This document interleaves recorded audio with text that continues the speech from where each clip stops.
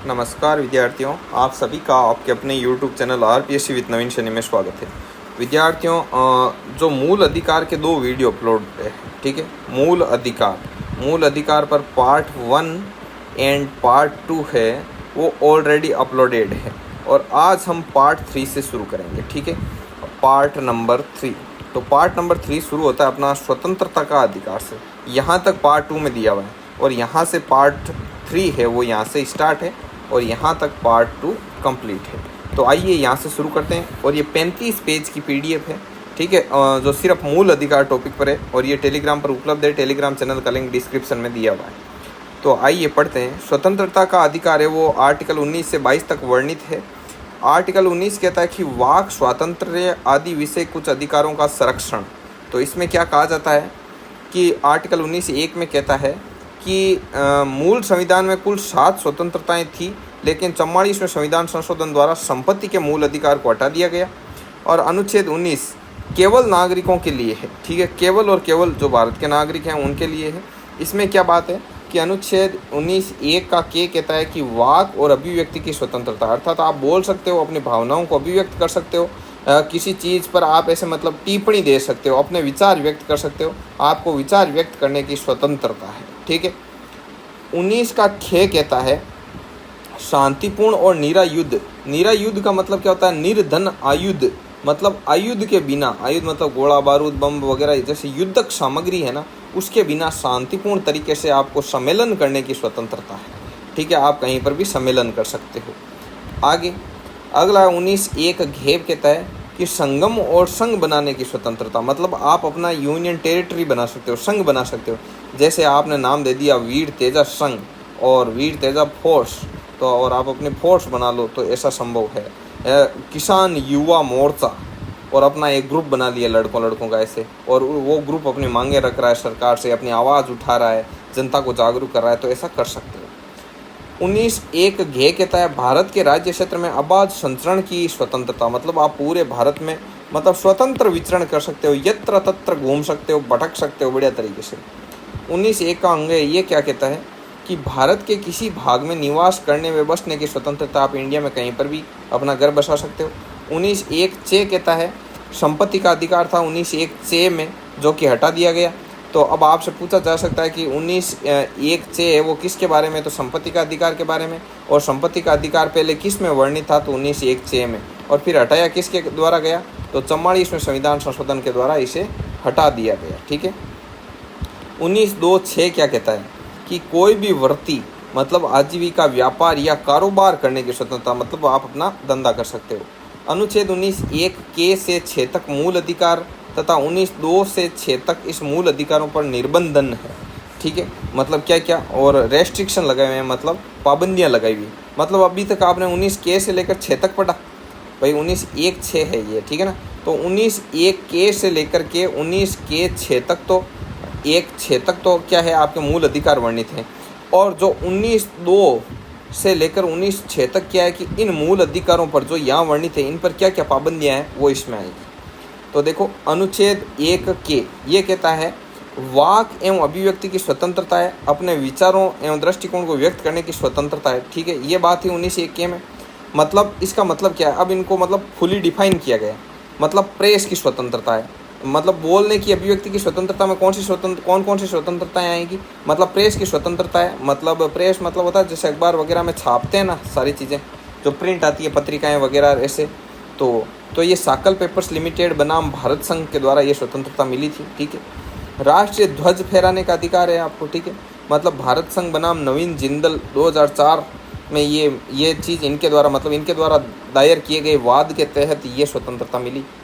जानने का अधिकार है, राइट टू नाउ। आप RTI वगैरह लगाते हो, आप कुछ भी चीज़ जान सकते हो, क्वेश्चन पूछ सकते हो। अभी आप लगा सकते हो कि पिछली रीट में 127 से ऊपर कितने लोगों के अंक थे, तो आप RTI दायर करके जान सकते हो। मतदाता को सूचना का अधिकार है, वो सूचना प्राप्त कर सकता है। प्रदर्शन या धरना करने का अधिकार है, लेकिन वो हिंसात्मक नहीं होना चाहिए, हिंसा नहीं भड़कनी चाहिए। और मीडिया द्वारा आंखों देखा हाल प्रदर्शित करने का अधिकार, आप मतलब जो आंखों देखा हाल है उसको सोशल मीडिया पर आप उसको प्रदर्शित कर सकते हो, इसका आपको अधिकार है। अब देखो 19(1) और 19(2) के साथ पठनीय, मतलब 19(1) के में जो स्वतंत्रताएं दी गई है उन पर जो पाबंदियां हैं वो 19(2) में लगाई गई है। इसमें बोला गया है 19(2) में वे आधार हैं जिन पर राज्य वाक एवं अभिव्यक्ति पर प्रतिबंध लगा सकता है। तो आप पर सरकार किस कंडीशन में आपकी अभिव्यक्ति पर 19(1) के में जो अधिकार प्राप्त है उस पर रोक लगा सकती है? तो भारत की प्रभुता या अखंडता की यदि कहीं पर हनन हो रहा है, राज्य की सुरक्षा पर यदि आप मतलब घातक साबित हो रहे हो, तो सरकार आपसे ये स्वतंत्रता छीन सकती है। विदेशी राज्यों के साथ मैत्रीपूर्ण संबंध बनाने में यदि आपने कोई मतलब प्रेस है, आपने प्रेस खोल रखी है, आप अलर्ट सलर्ट कुछ छाप रहे हो और उससे विदेशी राज्यों के साथ मैत्रीपूर्ण संबंध खराब हो रहे हैं, तो उसमें आपके ऊपर वो स्वतंत्रता हटाई जा सकती है। लोक व्यवस्था, यदि आप न्यायालय का अवमान करते हो, उनकी पालना नहीं करते हो, मान हानि की कंडीशन में, शिष्टाचार और सदाचार हित में, मतलब जैसे आप प्रेस में छाप रहे हो, आप कुछ भी अश्लील छापना शुरू कर दो तो वो कतई जायज़ नहीं है, ठीक है ना। अपराध में संलिप्तता उद्दीपन के संबंध में, यदि आप कुछ ऐसी चीज़ें छाप रहे हो जिससे क्या हो कि मतलब या ऐसे भाषण दे रहे हो, ऐसे संघ बना रहे हो जहाँ पर आप क्या कर रहे हो, मतलब अपराध को बढ़ावा दे रहे हो, तो आप पर रोक लगाई जा सकती है। अगला 19(1) खे क्या कहता है? 19(1) खे कहता है सभा एवं सम्मेलन की स्वतंत्रता दी गई थी, मतलब भारत के सभी नागरिक शांतिपूर्ण व निरायुध सम्मेलन कर सकते हैं। तो 19(3) में क्या किया गया है, इस पर क्या लगाया गया है, प्रतिबंध लगाया गया है, ठीक है। 19(3) के अंतर्गत इस अधिकार पर 2 आधारों पर प्रतिबंध लगाया जा सकता है। नंबर 1, भारत की प्रभुता और अखंडता और लोक व्यवस्था के हित में, ठीक है। मतलब इन 2 चीज़ों में क्या लगाया जा सकता है, आपके प्रतिबंध लगाया जा सकता है। समझ में आई बात? मतलब आप सभा और सम्मेलन कर रहे हो, अच्छी बात है, आपको स्वतंत्रता है, लेकिन 19(3) कहता है लेकिन इससे यदि लोक व्यवस्था बाधित हो रही है या भारत की प्रभुता और अखंडता पर संकट आ रहा है तो आपकी ये स्वतंत्रता हम छीन लेंगे आपसे, ठीक है, आप पर प्रतिबंध लगा देंगे, ये बात है। 19(1) घे क्या कहता है? 19(1) घे कहता है कि संगठन और संघ बनाने की स्वतंत्रता है और 97वां संविधान संशोधन अधिनियम 2011 द्वारा इसमें सहकारी समितियों के निर्माण की भी स्वतंत्रता है, आप सहकारी समितियां भी बना सकते हो। लेकिन 19(4) क्या कहता है, ये इस पर प्रतिबंध लगा रहा है, इस पर 3 आधारों पर हम प्रतिबंध लगा सकते हैं, 3 चीज़ों को आधार मानकर इस पर प्रतिबंध लगाया जा सकता है। कौन कौन सी? भारत की प्रभुता और अखंडता, लोक व्यवस्था और सदाचार के हित में क्या कर सकते हैं, हम आपकी इन स्वतंत्रता पर पाबंदियां लगा सकते हैं, ठीक है। आगे है 19(1) घे, इसमें संचरण की स्वतंत्रता है, आप भारत में कहीं पर भी घूम सकते हो, लेकिन 19(5) कहता है कि हम आप पर दो शर्त पर ये ना आपका ये अधिकार छीन लेंगे कि यदि आप कहीं पर घूम रहे हो और आपके घूमने से साधारण जनता का अहित हो रहा है तो आप पर पाबंदी हो जाएगी आपके घूमने पर, और किसी भी अनुसूचित जनजाति के हितों के संरक्षण के लिए भी आप पर पाबंदी लगाई जा सकती है। जैसे यदि कोई जगह ऐसी आप वहाँ जाते हो, डराते हो, धमकाते हो और वहाँ पर माहौल ख़राब करते हो, साधारण जनता का इसमें हित नहीं है, अहित हो रहा है, आपके वहाँ रहने की वजह से जनता अनकंफर्टेबल फील कर रही है, तो फिर आपसे ये अधिकार छीन लिया जाएगा, क्योंकि लोकतंत्र में जनता सर्वोपरि है। 1 मिनट में पानी पी लेता हूँ।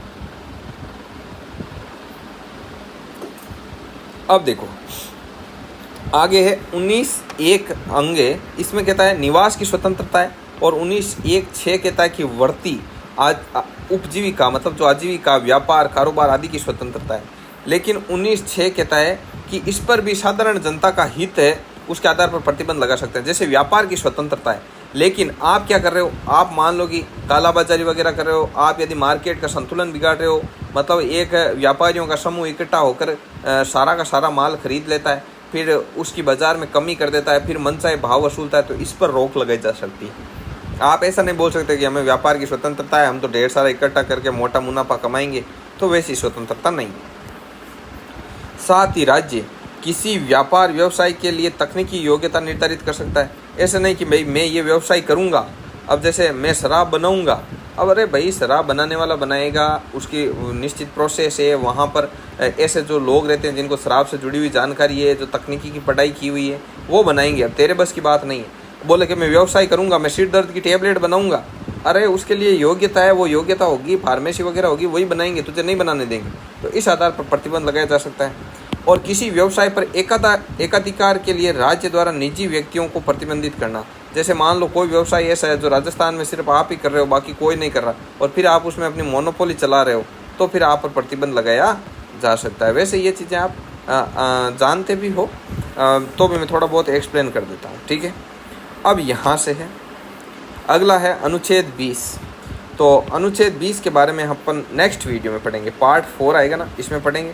अभी इस पर पार्ट 4 वगैरह देखो, अपन 16 नंबर पेज पर पहुँचे हैं, ये पेज नंबर 16 है, ठीक है, और पेज नंबर 35 तक चलना है, पेज नंबर 35। तो लगभग 20 पेज मान लो आप, और एक पेज में 5 आते हैं एक वीडियो में, तो लगभग 4 वीडियो और बनेंगे, मतलब टोटल 7 वीडियो में कंप्लीट होगा, और ये वीडियो नंबर 3 है। तो मिलते हैं नेक्स्ट वीडियो में, तब तक के लिए जय हिंद, जय Bharat, good night to all.